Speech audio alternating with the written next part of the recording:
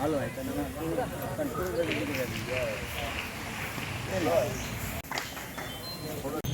আমরা ওই যে সরকার যেটা লাগাইতে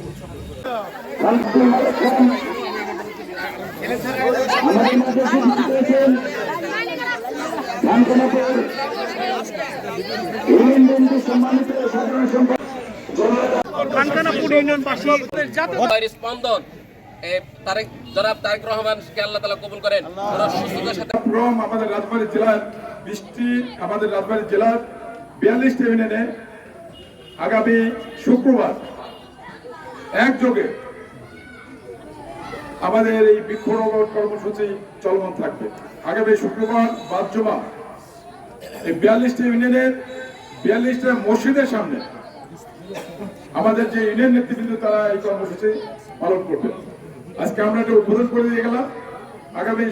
আগামী শুক্রবার বাদ জমা মসজিদের সামনে 42টি ইউনিয়নের সবচেয়ে ভালো মসজিদের সামনে ইউনিয়ন নেতৃবৃন্দ কৃষকদের নেতৃবৃন্দ এটা ওদের আরেকদিন পালন করবে। আমি আর বক্তব্য পারবো না। আপনারা জানেন যে এটা জুলাই মাস, আগামী 5ই আগস্ট শেখ হাসিনা পতনের দিন।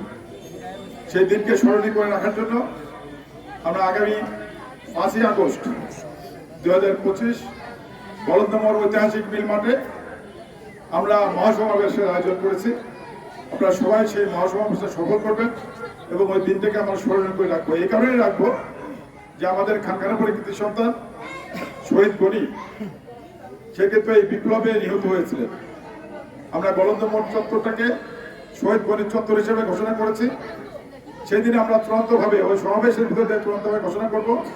আরেকটা কথা হলো যে 5ই আগস্ট রাজবাড়িতে কিন্তু সর্বশেষ বিপ্লব হয়েছিল ফ্যাসিস্টের বিরুদ্ধে বলন্দমোহরে।